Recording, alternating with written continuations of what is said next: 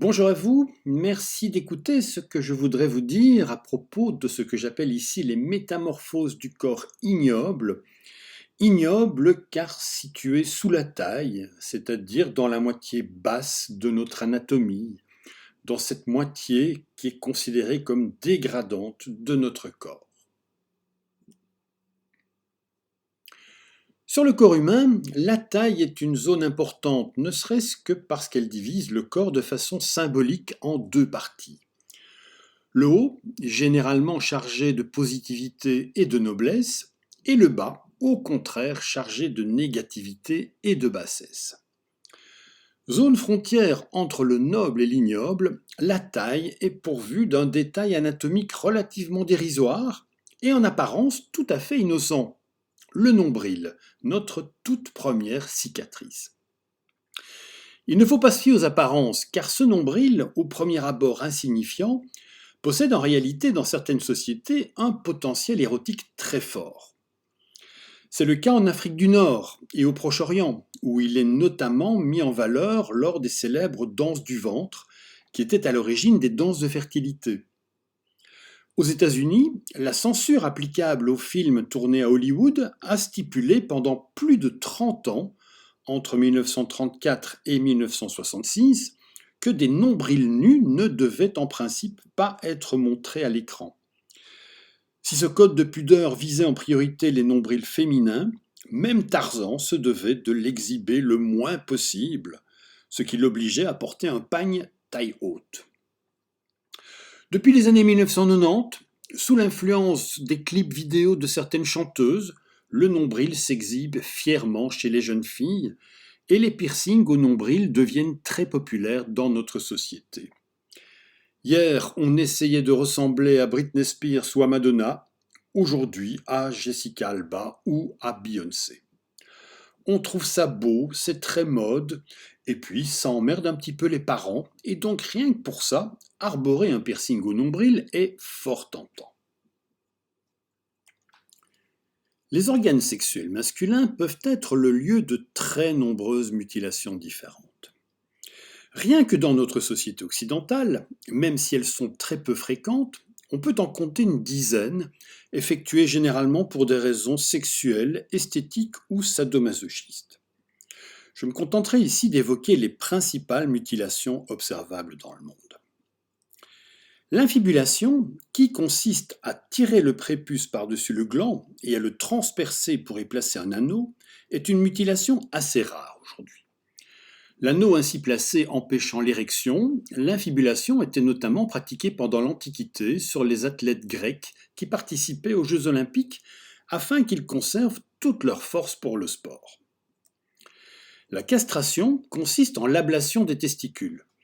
Cette mutilation répond à des mobiles variés, mais elle consiste très souvent en une forme de punition, par exemple pour des hommes coupables de violences sexuelles, ou une forme d'humiliation. Les guerriers mutilaient les organes sexuels de leurs ennemis vaincus, comme pour souligner leur défaite. L'émasculation, comme son nom l'indique, consiste en l'ablation de tout ce qui fait le masculin, le pénis et les testicules. Comme la castration, elle répond essentiellement à des motivations de punition ou d'humiliation. La circoncision, qui consiste en l'ablation du prépuce, est une pratique presque universelle. Rares sont en effet les sociétés où aucun homme n'est circoncis. L'Organisation mondiale de la santé estime qu'environ 30% des hommes dans le monde sont circoncis. En Belgique, en 2017, environ 25 000 garçons ont été circoncis, ce qui correspond à 35% des naissances enregistrées. La circoncision est sans aucun doute la mutilation sexuelle masculine la plus connue, la plus fréquente et la mieux acceptée aussi. Il est vrai qu'elle n'a aucune conséquence négative. Historiquement, cette coutume semble apparemment être originaire d'Égypte il y a 4 ou 5 000 ans. Les Égyptiens pratiquaient en effet la circoncision pour des raisons hygiéniques et pour se démarquer des barbares qui, eux, n'étaient pas circoncis. Les raisons qui permettent d'expliquer cette coutume peuvent être d'ordre religieux, hygiénique ou esthétique, Il peut s'agir aussi d'obéir à une tradition séculaire dont les mobiles restent parfois nébuleux. Mais la raison sans doute essentielle est que l'ablation du prépuce est vécue dans de très nombreuses sociétés comme une seconde naissance pour le garçon. Le prépuce est considéré comme un attribut féminin qui n'a rien à faire chez le vrai mâle. Il s'agit donc de retirer cet élément féminin afin de permettre au garçon de devenir véritablement un homme. En quelque sorte, on demande à la culture de corriger les imperfections de la nature. Grâce à la circoncision, le garçon naît enfin véritablement homme. Dans certaines sociétés, les circonstances dans lesquelles la circoncision est effectuée font de cette cérémonie une épreuve parfois terrifiante pour le jeune garçon. C'est le cas par exemple chez les Dowayo du Cameroun, comme le décrit le texte suivant. On déshabille entièrement les garçons et on les entraîne vers un bosquet, au bord de la rivière, où l'opération aura lieu. En cours de route, les jeunes garçons sont attaqués par les circonciseurs qui rugissent comme des panthères en chasse et les menacent de leurs couteaux. L'opération elle-même est très éprouvante puisque la verge est épluchée sur toute sa longueur. Chaque circonciseur découpera un morceau du prépuce. Pour montrer leur bravoure aux femmes, les garçons ne sont pas censés crier, mais j'ai pu observer que beaucoup n'arrivaient pas à se maîtriser. Quand on voit les hommes se baigner, on peut constater les ravages causés par l'opération. Quand on la pratique sur de très jeunes garçons, il peut en effet arriver que la verge prenne une forme quasiment sphérique, ce qui explique peut-être le faible taux de natalité chez les Dowayo. Tous étant opérés avec le même couteau de cérémonie, le risque d'infection est important et la mortalité considérable. Les garçons circoncis doivent rester isolés en brousse pendant environ 9 mois, la même période qu'ils ont passée dans le sein maternel. Ils doivent se tenir à l'écart des femmes car ils sont considérés comme très dangereux. Ils pourraient faire avorter une femme enceinte ou rendre stérile une jeune épouse. Au bout de ces 9 mois, ils peuvent enfin revenir dans leur village où ils sont invités à pénétrer dans le bâtiment où l'on conserve les crânes de leurs ancêtres masculins, qu'ils voient pour la première fois. Tout cela fait d'eux des hommes. Fin de citation. Dans certaines sociétés, on peut également observer une sorte de circoncision incomplète que l'on appelle la supercision. Cette coutume consiste à fendre le prépuce dans le sens de la longueur, mais sans le retirer. On trouve cette mutilation dans beaucoup de sociétés de Polynésie où les hommes supercisés ont la réputation d'être des partenaires sexuels plus performants. Le chevillage est une coutume beaucoup plus rare que l'on peut observer chez les Dayaks de Bornéo, qui appellent d'ailleurs le chevillage lambalang. Cela consiste à transpercer le prépuce ou plus souvent le gland de façon transversale à l'aide d'une cheville de bois ou d'une petite barrette en os ou en métal qui dépassera ensuite légèrement de part et d'autre du gland. Considéré comme un rite de passage de l'enfance à l'âge adulte pour le garçon, le chevillage a aussi pour réputation d'augmenter le plaisir féminin pendant les rapports sexuels. La subincision est probablement la mutilation génitale masculine la plus spectaculaire et la plus impressionnante. Elle consiste à fendre le pénis de bas en haut, depuis le bout du gland jusqu'à la base. On peut l'observer dans quelques sociétés aborigènes d'Australie, et elle a pour fonction de limiter les grossesses, mais aussi de donner davantage de plaisir sexuel à la femme. Enfin, on peut également citer les différents types d'incrustations péniennes que l'on trouve notamment chez les Bataks d'Indonésie et qui ont des motivations purement esthétiques et hédonistes. Dans notre société occidentale, mis à part certaines pratiques thérapeutiques ou sadomasochistes, et mis à part également les opérations chirurgicales qui accompagnent le transsexualisme, c'est-à-dire le changement de sexe, la circoncision est la seule mutilation génitale masculine qui soit vraiment répandue.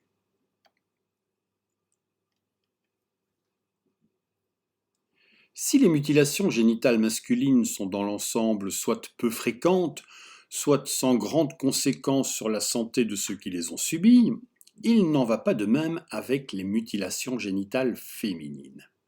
L'Organisation mondiale de la santé définit ces mutilations comme étant toute intervention aboutissant à l'ablation totale ou partielle des organes génitaux externes de la femme ou toute autre mutilation ou lésion des organes génitaux féminins pratiquée pour des raisons non médicales. Les mutilations génitales féminines, généralement désignées par l'appellation MGF, constituent une atteinte aux droits humains et les Nations Unies considèrent ces MGF comme une manifestation de l'inégalité entre les sexes, comme une forme extrême de discrimination vers les femmes, bref, comme un exemple supplémentaire de la valence différentielle des sexes. Ce qui est sûr en tout cas, c'est que ces pratiques ne présentent aucun avantage pour la santé des jeunes filles et des femmes. Elles peuvent provoquer au contraire de graves hémorragies et des problèmes urinaires, et par la suite des kystes, des infections, des complications lors de l'accouchement, et parfois même la stérilité. Bref, non contente de constituer une violation des droits de l'enfant, car, sauf exception, la jeune fille est en effet toujours mineure au moment de la mutilation, ces pratiques violent également les droits à la santé, à la sécurité et à l'intégrité physique, le droit d'être à l'abri de la torture et de traitements cruels, inhumains ou dégradants, et même le droit à la vie lorsqu'elles ont des conséquences mortelles. Les MGF ne concernent pas toutes les sociétés du monde. Même si on peut en observer certaines en Asie, comme par exemple en Indonésie, où plus de la moitié des femmes sont mutilées, et en Amérique du Sud, notamment dans certaines sociétés de Colombie et du Pérou, c'est surtout au Moyen-Orient et plus particulièrement encore en Afrique que l'on trouve le plus de cas. L'Afrique est véritablement le cœur des mutilations sexuelles, avec des pays comme par exemple l'Égypte, la Somalie et la Guinée, dans lesquels plus de 90% des femmes sont mutilées. On estime aujourd'hui à plus de 200 millions le nombre de femmes et de filles vivant en ayant subi une forme au moins de mutilation génitale. Une forme au moins parmi les 4 types de mutilations qui sont répertoriés par l'Organisation mondiale de la santé. La clitoridectomie, qui correspond au type 1, consiste le plus souvent en l'ablation du clitoris. Cela se pratique sans anesthésie, de façon souvent très brutale, rendant cette épreuve extrêmement pénible pour la jeune fille, ou plus précisément pour la petite fille, qui doit s'y soumettre. En Afrique, c'est une femme généralement qui officie. L'instrument utilisé est une lame tranchante de métal, couteau, poignard, serpette, lame de bambou, rasoir, etc. Bien sûr, aucun instrument n'est nettoyé de façon spéciale. Il est heureux que le clitoris soit anatomiquement bien individualisé et que l'on puisse le saisir entre 2 doigts afin de l'exciser sans trop de dommages pour son environnement. Après la cérémonie, les femmes présentes poussent des cris de joie, autant pour exprimer leur satisfaction d'un rituel bien accompli que pour couvrir les gémissements de leurs victimes. La clitoridectomie ne concerne pas seulement les sociétés étrangères, exotiques, lointaines et sauvages. En effet, elle a existé chez nous, en Europe occidentale, pendant très longtemps, pour des raisons prétendument thérapeutiques.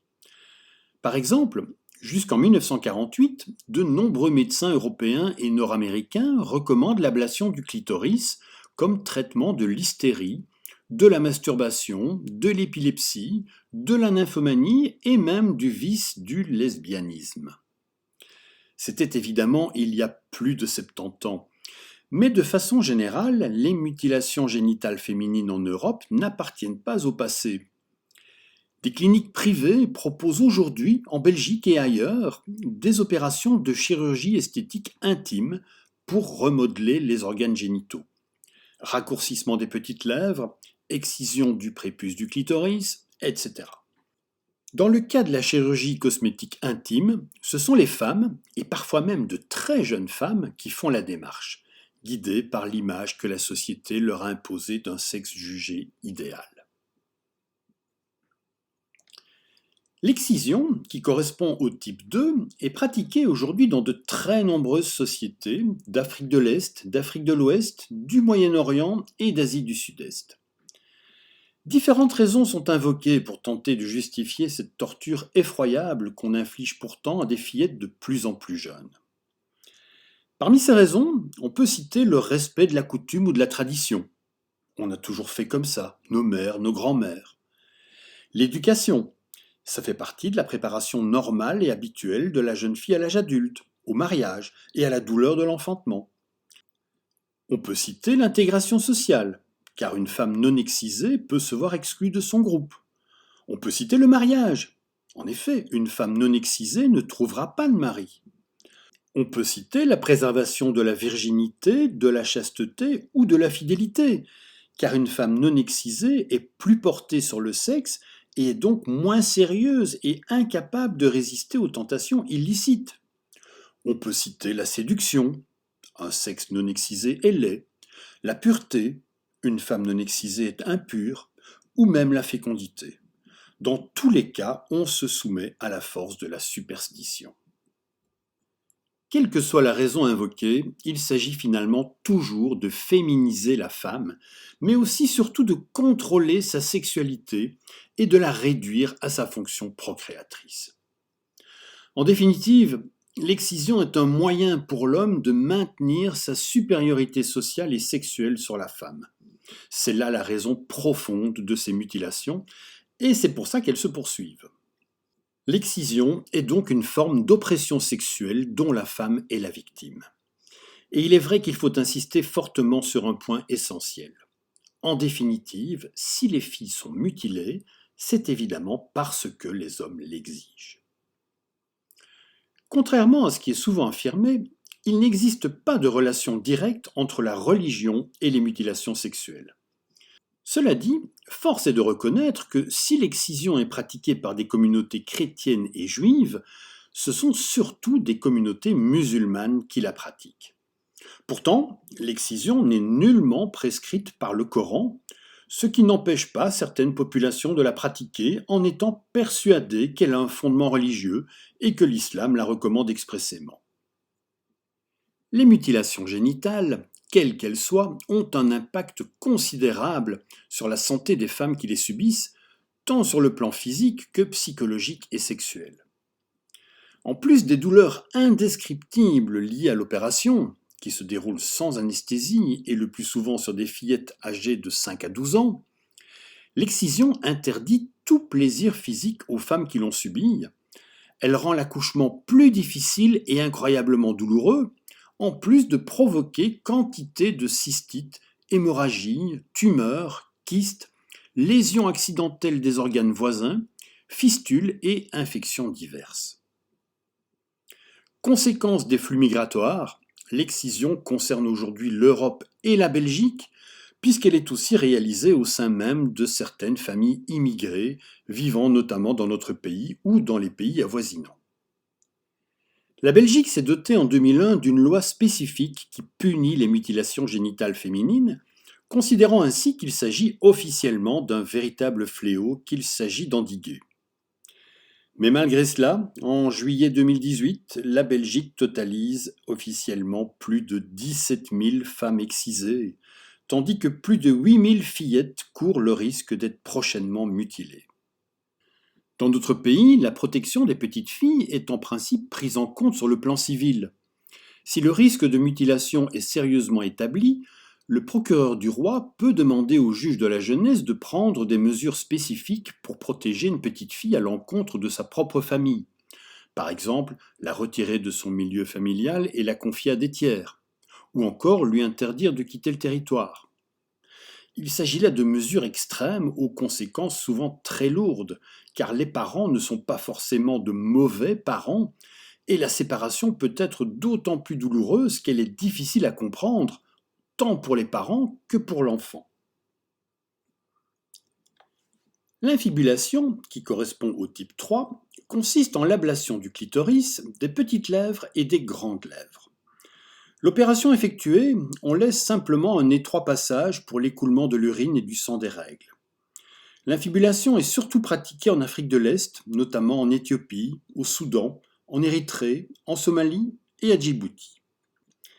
L'infibulation a pour conséquence physique un rétrécissement de l'ouverture du vagin et ces fonctions sont diverses, allant de la préservation de la virginité chez la jeune fille à celle de la fidélité chez la femme, en passant par l'augmentation de la fertilité féminine et, bien entendu, l'accroissement du plaisir sexuel du mari lors des rapports. Le type 4 des MGF est constitué de toutes les autres interventions nocives qui sont pratiquées dans des buts non thérapeutiques. Il est question ici de ponction, de percement, d'incisions diverses, de scarification et de cautérisation. Je me contenterai pourtant de 2 exemples. Tout d'abord, l'introcision, que l'on peut observer chez les conibos du Pérou et qui consiste à élargir l'ouverture du vagin grâce à une lame en pierre, en bois ou en terre cuite.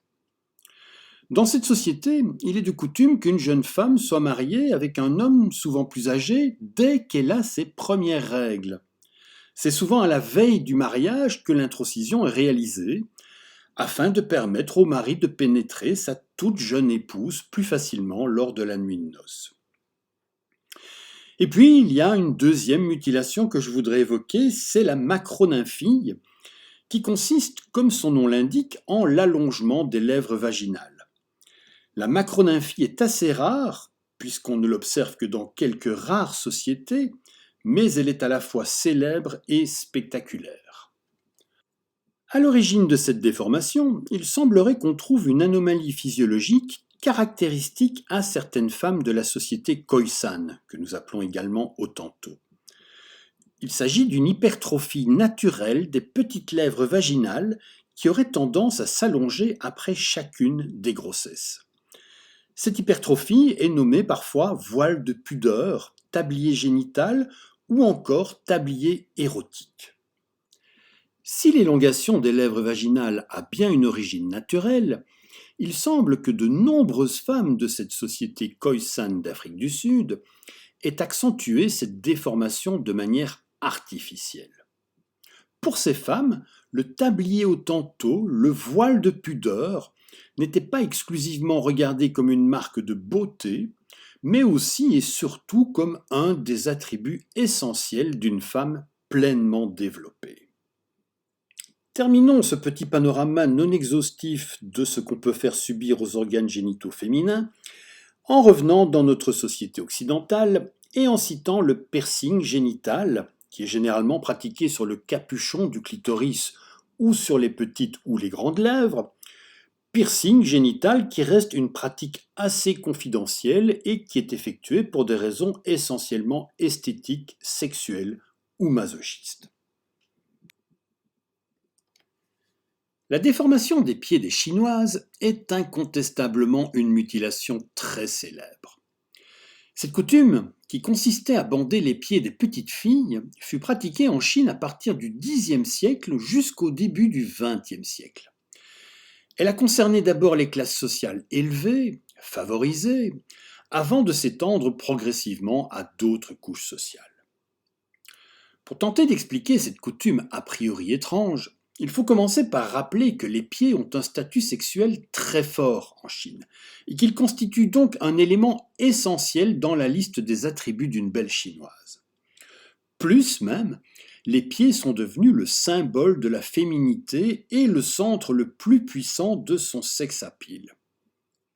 Certaines croyances associent d'ailleurs la taille du pied à celle du vagin, et un proverbe chinois affirme que plus le pied est petit, plus le plaisir de l'homme sera grand. À cette symbolique érotique, il faut ajouter aussi une connotation d'asservissement, dans la mesure où la femme aux pieds déformés donne l'impression d'être totalement impuissante face au désir de son mari et complètement dépendante.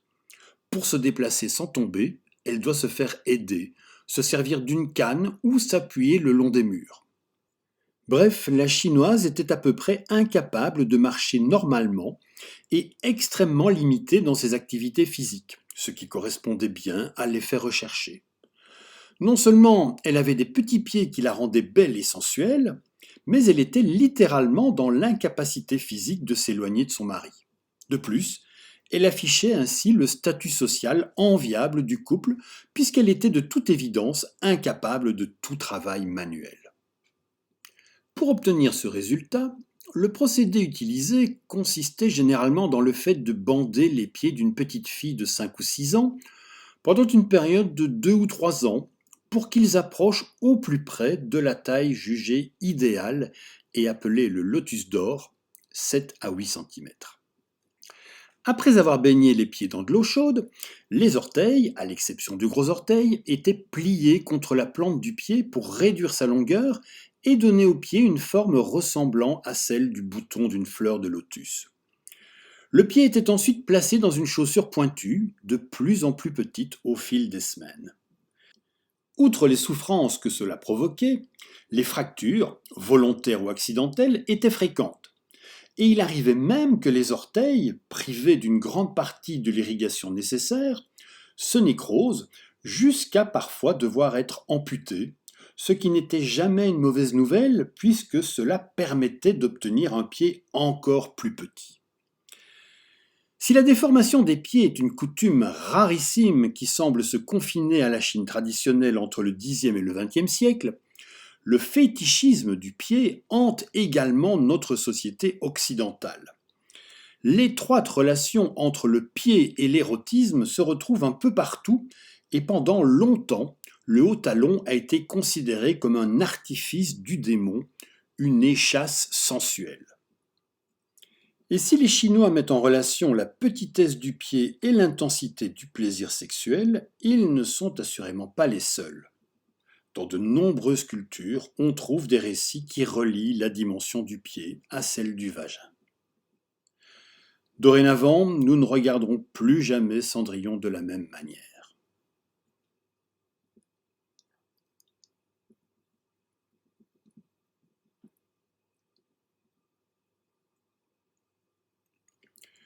Je joins ici quelques adresses utiles. N'hésitez pas à vous en servir, que ce soit à titre privé ou à titre professionnel.